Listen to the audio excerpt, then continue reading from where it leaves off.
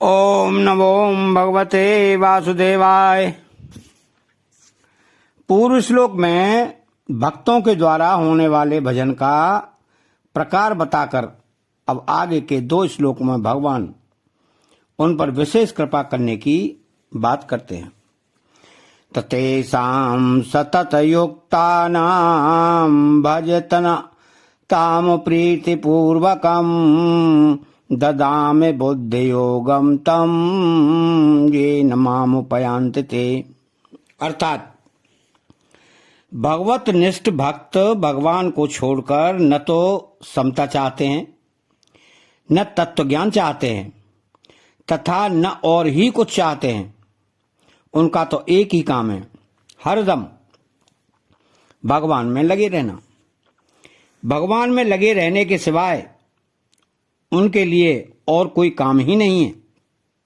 अब सारा का सारा काम, सारी जिम्मेदारी भगवान की ही है। अर्थात उन भक्तों से जो कुछ कराना है, उनको जो कुछ देना है आदि सब काम भगवान ही का रह जाता है। तो इसलिए भगवान यहाँ 2 श्लोकों में उन भक्तों को समता और तत्व ज्ञान देने की बात कह रहे हैं कि तेषां सतत युक्तानाम। 9वें श्लोक के अनुसार जो भगवान में ही चित्त और प्राण वाले हैं, भगवान के गुण, प्रभाव, लीला, रहस्य आदि को आपस में एक दूसरे को जनाते हुए तथा भगवान के नाम गुणों का कथन करते हुए नित्य निरंतर भगवान में ही संतुष्ट रहते हैं और भगवान में ही प्रेम करते हैं, ऐसे नित्य निरंतर भगवान में लगे हुए भक्तों के लिए यहां सतत युक्ता नाम पद आया है। तो भजताम प्रीति पूर्वकम, वे भक्त न ज्ञान चाहते हैं न वैराग्य। जब वे पारमार्थिक ज्ञान, वैराग्य आदि भी नहीं चाहते तो फिर सांसारिक भोग तथा अष्ट सिद्धि और नवनिधि चाह ही कैसे सकते हैं। उनकी दृष्टि उन वस्तुओं की तरफ जाती ही नहीं। उनके हृदय में सिद्धि आदि का कोई आदर नहीं होता, कोई मूल्य नहीं होता। वे तो केवल भगवान को अपना मानते हुए प्रेम पूर्वक स्वाभाविक ही भगवान के भजन में लगे रहते हैं। उनका किसी भी वस्तु, व्यक्ति आदि से किसी तरह का कोई संबंध नहीं रहता। उनका भजन, भक्ति यही है कि हरदम भगवान में लगे रहना है। तो भगवान की प्रीति में वे इतने मस्त रहते हैं कि उनके भीतर स्वप्न में भी भगवान के सिवाय अन्य किसी की इच्छा जागृत नहीं होती। तो ददामि बुद्धि योगम तम, किसी वस्तु, व्यक्ति, घटना, परिस्थिति आदि के संयोग वियोग से अंतःकरण में कोई हलचल न हो।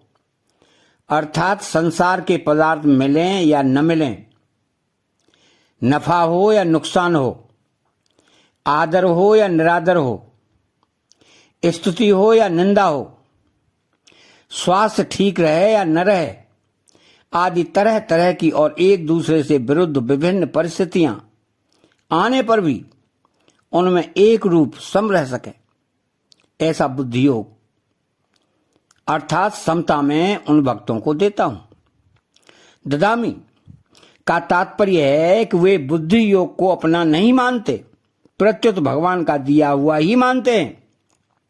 इसलिए बुद्धि योग को लेकर उनको अपने में कोई विशेषता नहीं मालूम देती।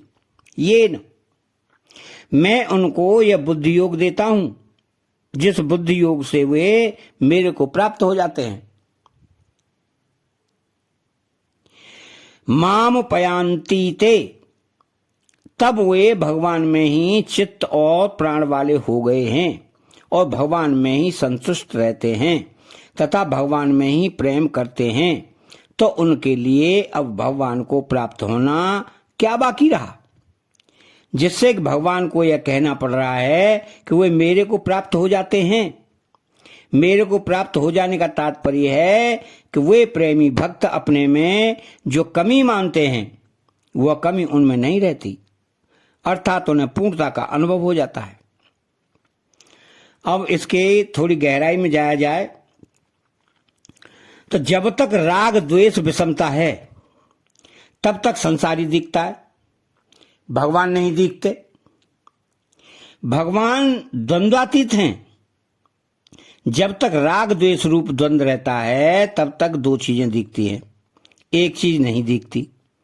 जब राग द्वेष मिट जाते हैं तब एक भगवान के सिवाय कुछ भी नहीं दिखता।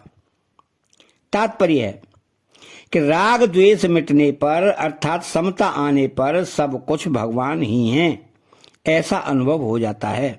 इसलिए भगवान अपने भक्तों को समता देते हैं। समता ही बुद्धि योग अर्थात कर्म योग है। समत्वम योग उच्यते। गीता में कर्म योग को बुद्धि योग नाम से कहा गया है।